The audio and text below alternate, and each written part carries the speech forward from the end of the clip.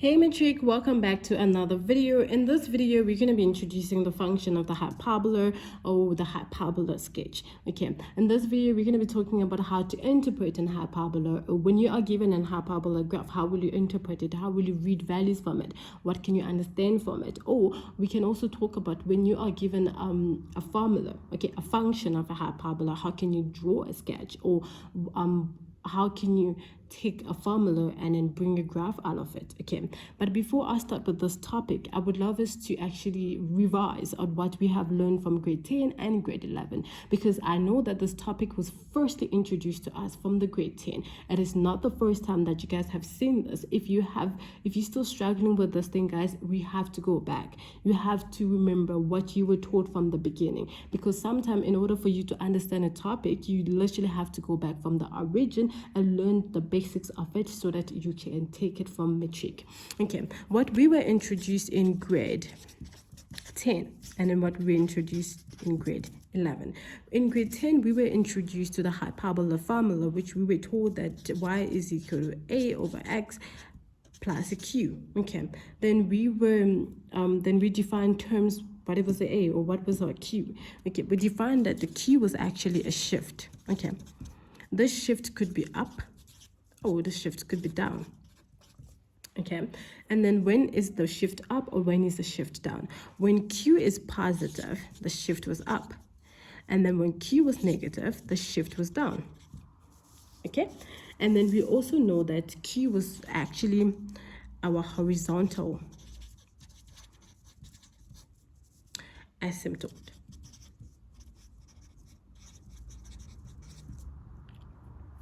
Okay, and then in grade 10, we were also told that the vertical asymptote is at the line x is equal to 0. Okay, this is a line. This is our vertical asymptote. Okay, the vertical asymptote was at the line x is equal to 0. Okay, so what did we learn again in grade 10? And then in grade 10 we also learned about a, and what does a tell us, or what when we have an a value which is a positive or an a value which is a negative, what does that mean? Okay, I'm going to talk about that in a second. So we learned that a was showing us more of the shape of the graph.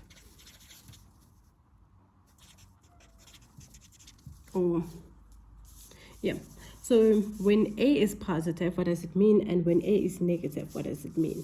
Okay, so when our a was positive, we know that our graph value looked something like this. And then when our a was negative, our graph value looked like this. The shape of our graph looked something like this. Okay,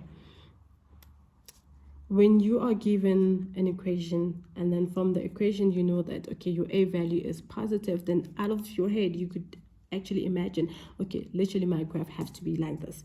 Okay, so if my q is actually a positive, meaning there will be a shift upward. Okay, if my q is a 0, meaning I will have my horizontal asymptote right here, right in this line here. But if I have my q value which is actually shifted downward, then I know that my q will be somewhere here right at the bottom, because the q value is actually our horizontal asymptote. And then we know that in grade 10 the vertical asymptote was at the line x is equal to 0, meaning the graph, this two shape, will never touch this line here.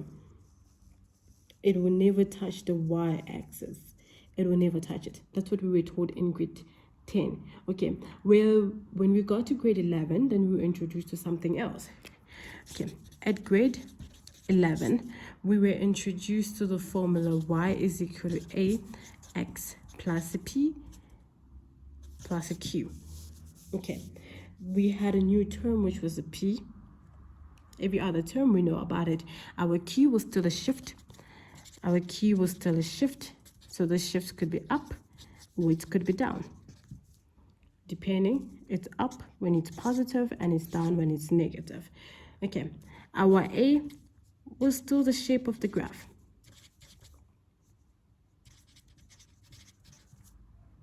Okay, and then what is the p? our P in this formula here, our P was actually our vertical asymptote.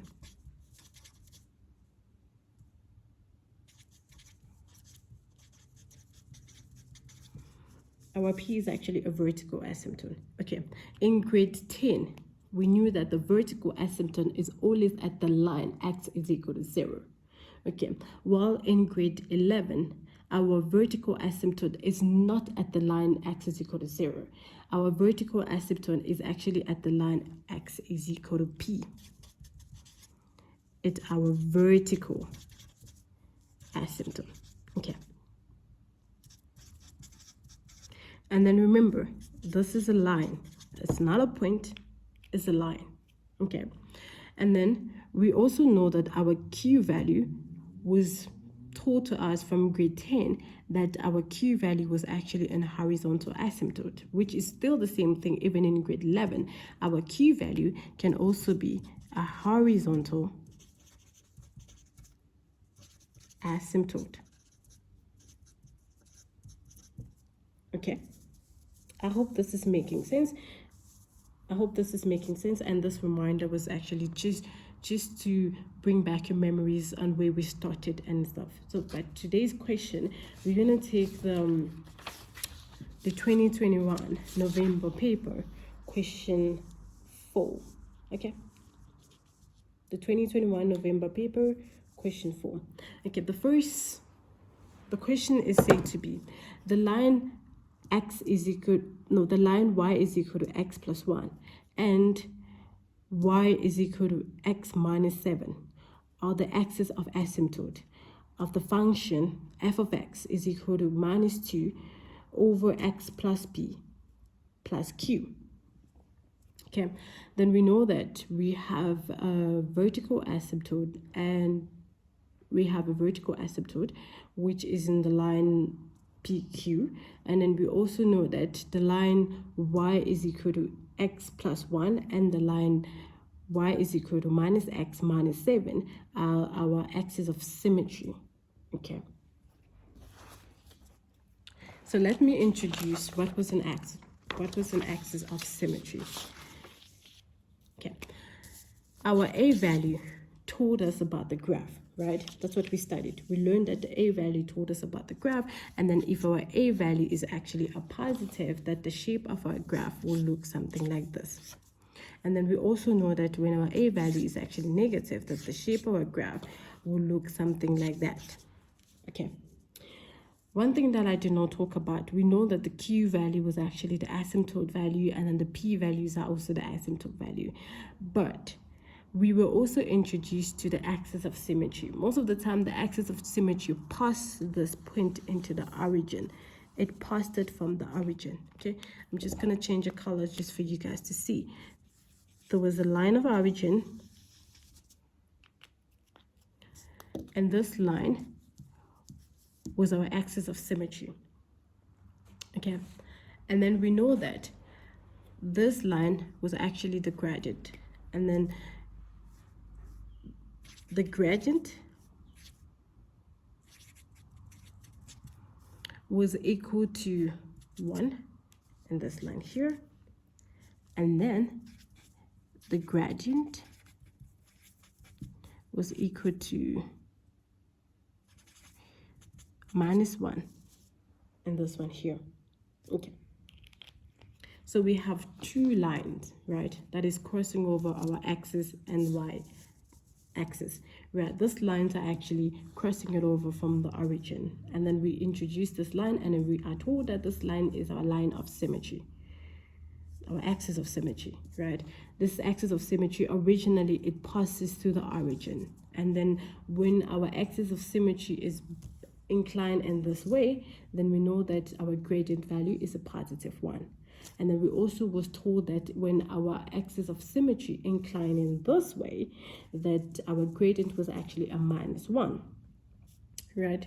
So in this question here, we have been told that the line y is equal to x plus 1 and the line y is equal to minus x minus 7 are actually the axis of symmetry. What happened to this axis of symmetry over here? Do you think the axis of symmetry that they are talking about in this question, do you think it's in the origin? Do you think this line is still passing from the origin, or do you think it has been shifted?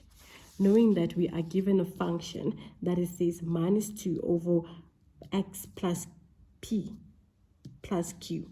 And then what did we learn about p and q? We learned that p and q are actually our vertical asymptote. What does p do and what does q do?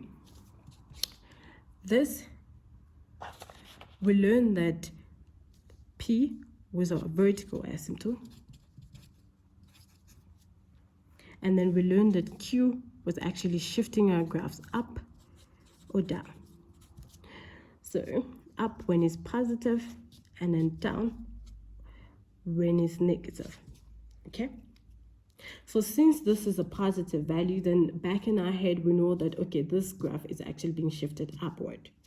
Okay, what else do we know? We also know that from actually, before you even solve this question, guys, these are the kind of things that you look at. You need to pay attention to these kind of details.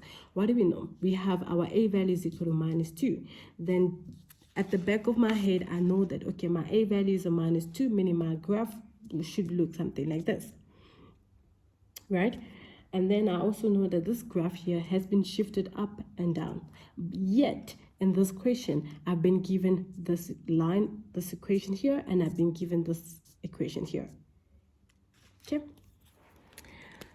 So I have something like this. Let me just try to draw it. I'm just going to draw something like that. Something that's looking like this and something that's looking like that. And then I know that this line here and the line here, I don't know whether it's going to pass through the origin or it's not going to pass through it.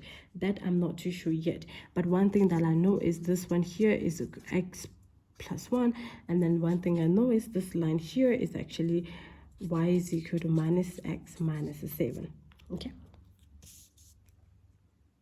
And then the other thing that I know is this line here, our gradient line, always passes through the asymptote. It always passes through the asymptote. In order for me to recognize something, then I know that, okay, this axis of symmetry will cross over the asymptote.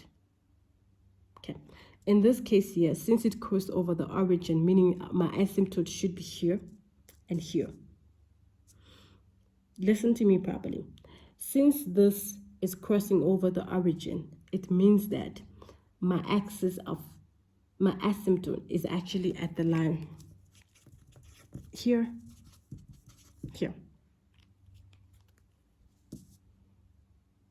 For this to be accurate, meaning this should be my asymptote. And then if this is actually my asymptote, meaning there is a point here, right in the middle, that these two graphs actually pass through, and then all of them are sharing it together. At this point here, this line here and this line here is the same. Okay, whether or not you are given P and Q, one thing that we know is, okay, let me write it down for you guys. What do I know? I know that my axis of symmetry and my asymptote, right?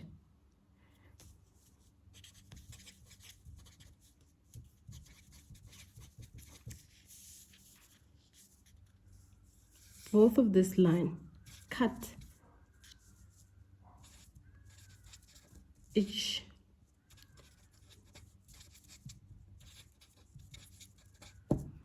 okay. My axis of symmetry and my asymptote cut each other at the point of origin.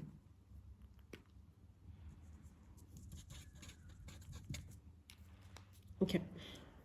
My axis of symmetry and my asymptote cut each other at the point of origin.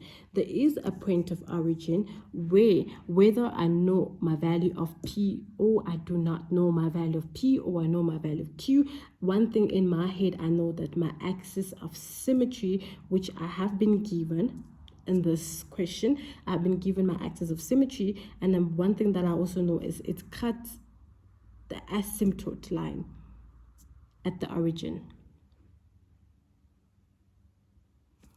Okay, since they do cut each other, meaning there is a point whereby both of them share together, and then since they do meet each other at a certain point, which makes this line here and this line here equal to each other.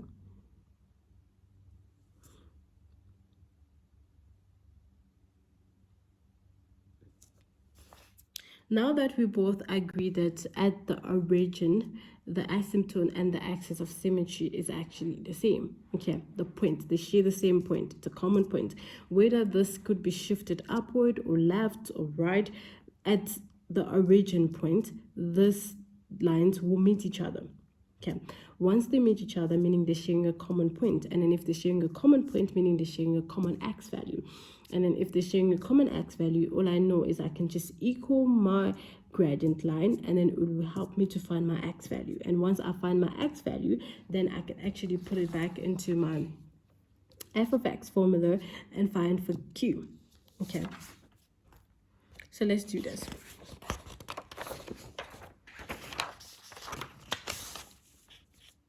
I am given y is equal to x plus 1. I'm given y is equal to minus x minus 7. Okay, what do I know here? I know that at this point here, if I let my x is equal to 0, then I know I'm going to have a point here. Okay, this point is going to be 0 and 1. Okay, and then here, if I let my x is equal to 0, then I'm going to have a point here, and then this point is equal to 0 and a minus 7. Agreed? Okay, and then what do I know too? I know that these two lines will cross each other and they will meet at a certain point, and I did that point, which is this point of origin, this point of origin. At this point of origin, these two lines are actually equal to each other. Okay, then I have x plus 1 equal minus x minus 7. I move this x to the other side, then I get x, then I get minus 7 minus 1. 2x is equal to minus 8. Divided by 2, divided by 2, x is equal to minus 4. My x is equal to 4. Therefore, my p is equal to 4. Okay, my x is equal to minus 4. Therefore, my p is equal to 4. Okay, how do I know that? From this equation here, or from the original equation, it says x plus p. Okay, so if I need to solve for p, then I'm going to say x plus p equal to 0, and then which is going to give me x is equal to minus p. My vertical asymptote is at the line x is equal to minus p. X is equal to minus p. Okay, so now that I know that the p value, it's a 4, and then I know that the x value, it's a minus 4, then I can just put it back into this formula here and try to solve for q. Okay, what do I know? I know that my f of x is equal to minus 2 x plus a p plus a q, which I'm given that, and I know x plus a 4 plus a q equal to f of x. Okay, in order for me to solve for q, I just need to take one of this point here and then put it into here, then I'll be left with q. Okay, putting this point, let's just put the point 0 and 1. Then I know that, wait, did we put the line 0 and 1? What did we do? It was not 0 to 1. Then what did you do? Fuck.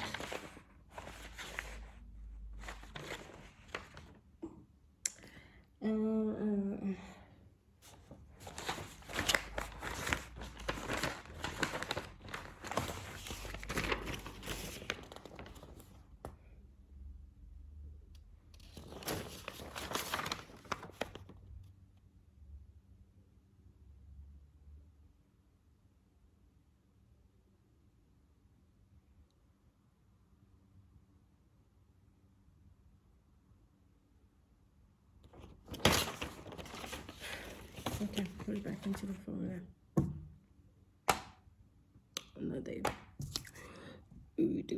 Okay, now that we agree that the axis of symmetry and the asymptote cut each other at the origin, and at the origin our gradient line are actually the same, and also since they are the same and they're also cutting through the axis of symmetry, meaning our p-value will be the same. Okay, they all share the common x value, and then since we know that x is equal to minus p, then we definitely know that if we can get an x value from this 2, then we have gotten our p value. Okay, let's just write it down. We are given y is equal to x plus 1, y is equal to minus x minus 7. Okay, and then we know that from the point of origin, x plus 1 is equal to minus x minus 7. If I try to solve it, then this x goes to the other side. Then I get minus 7 minus 1. Then 2x is equal to minus 8. Divided by 2, x is equal to minus 4. Now that my x is equal to minus 4, in order for me to find a p, then I know that my p is therefore equal to 4. Okay, why am I saying that my p is equal to 4? Is because when you go back here, it says x plus p. But if you come here, it says x is equal to p. So I have to move 4 to the other side in order for me to get x plus a p. Okay, once I've gotten the value of p or a value of x, then I can actually put it back into one of these formulas. I can put it back into one of this equation and solve for my y. Putting it back into the first one, okay, let's call that dead. Putting it back into the first one that says plus 1, then I know that my y value is equal to minus 4 plus 1, which is equal to minus 3. Then therefore, I have 4 and a minus 3, p and a q.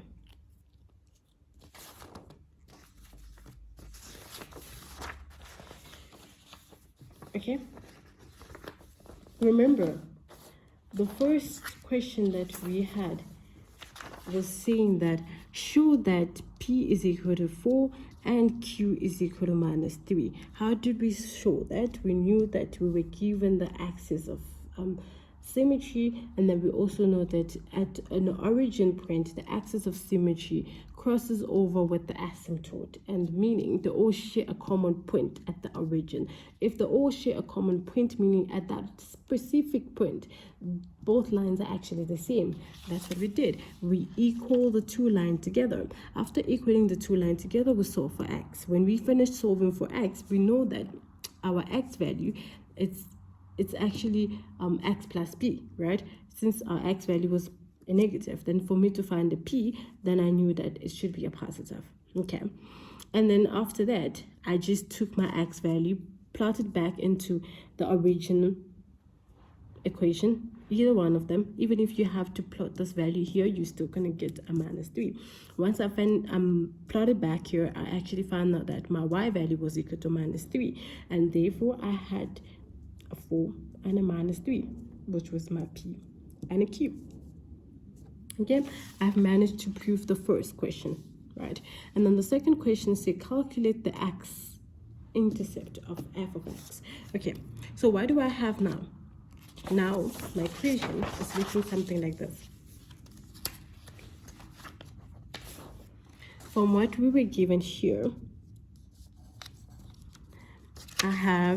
we were given f of x is equal to minus 2x plus a p plus a q, and then we managed to solve that our p and q was a 4 and a minus 3. So I just need to put it into the formula. Then I have f of x is equal to minus 2x plus a 4 and then minus a 3. Okay, this is it. And then the second question is asking us to find x intercept. For us to find the x intercept, meaning we have to let y equal to 0. So finding Intercept. Okay, so X Intercept, Y is equal to 0. Okay, if my Y is equal to 0, meaning my f of x is 0, then I have minus 2x plus 4 minus 3.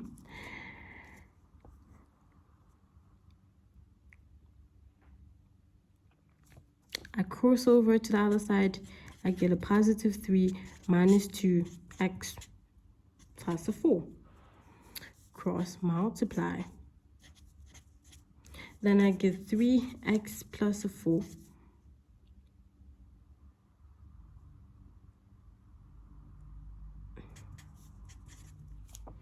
equal to minus 2. Now I can multiply over that.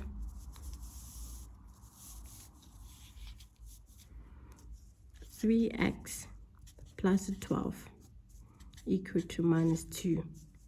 3x is equal to minus 2 minus 12. Let's just come here. 3x is equal to minus 14 divided by 3 divided by 3.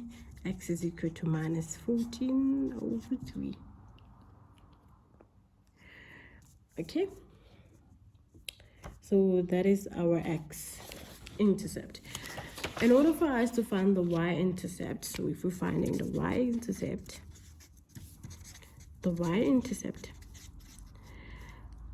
then we know that X should be equal to 0. Okay, then from f of x equal to minus 2x plus 4 minus 3, if I'm finding the y-intercept, my x is equal to 0, minus 2, 0 plus 4 minus 3 f of x. So meaning my f of x is equal to minus 2, 4 minus 3, which is a half, and that, which is 3 and a half, and that. Okay, this is it. So now let me draw the graph and show you guys how the graph will look like. What do we know about the graph? Originally, we were told that our graph, shape of our graph would look like this. Let me take back the paper. The shape of our graph will look like this, okay? Which I'm still maintaining it.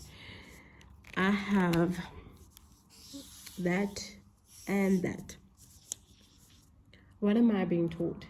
I know that we calculated our asymptote, which we found that our asymptote was equal to 4 and 3. Okay, I want to draw the graph. What do I know? I know that my vertical asymptote is at the line x is equal to p. And then from what I have here, x is equal to p was x is equal to minus 4. Then I have a minus 4 here. And then my horizontal asymptote is at the line q is equal to minus 3. That's why we had p and a q as our asymptote. Okay. So once I put my asymptote down, then the next thing is I want to be able to draw my line of symmetry, or my axis of symmetry. Yeah.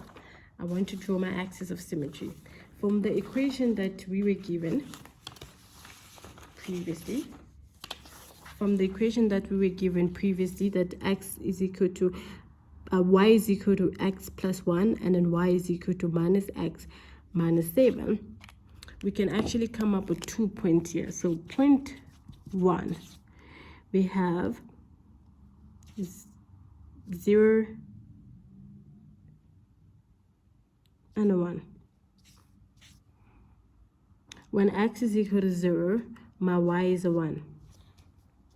And then point 2, when x is equal to 0, my y is a minus 7. Okay, I can just put that down here, write it down here. I'm trying to lower this up. I have a point. Where's my point? We have a point at x is equal to 0. My y is a 1, which is somewhere here. Okay, and then I also have a point at x is equal to 0, my y is a 7, minus 7. Okay, I will just estimate it somewhere here.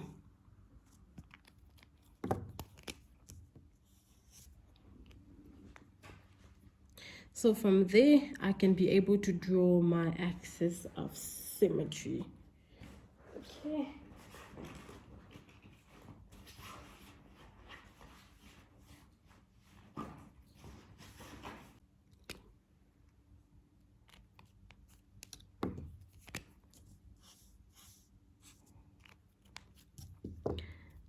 Okay, passes through the origin, because remember, the origin is no longer somewhere here.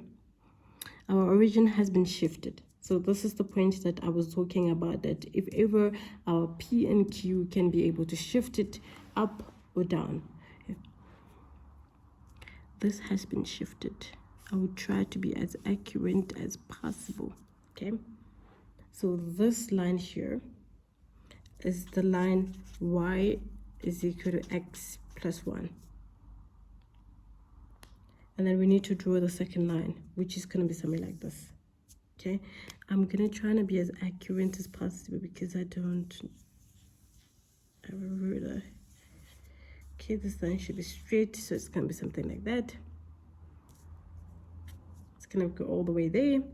So this is the line y is equal to minus x minus 7. And then the next thing that we have to put through our graph is our intercept. What did we get as the point of intercept? Okay.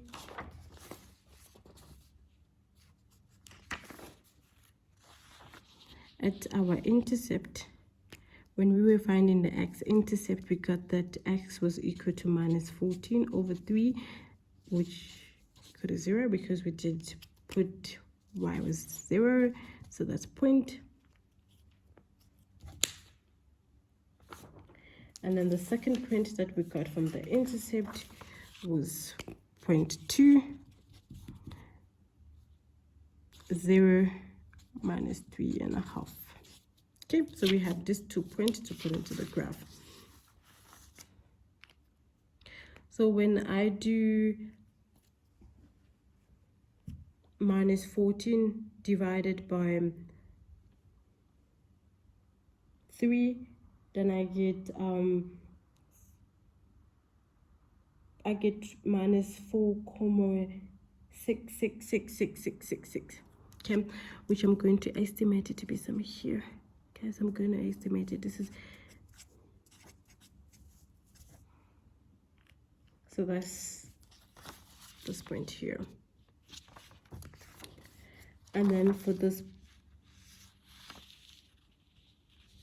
point here, which is equal to somewhere here.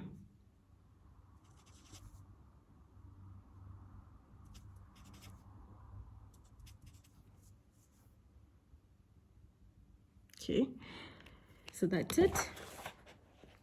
And then my graph will look something.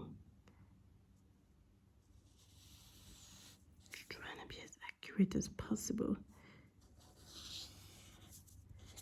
That. And then over here, my graph will be something.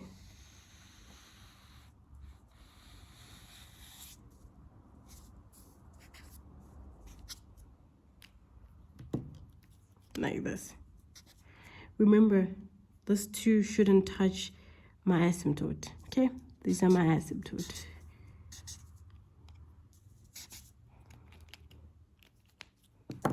And this was the asymptote. Okay, so that's it for today's video. Hopefully you find it very useful. Please don't forget to share the video with your friends. Don't be stingy. Subscribe to my channel. Until next time, I will see you. Bye.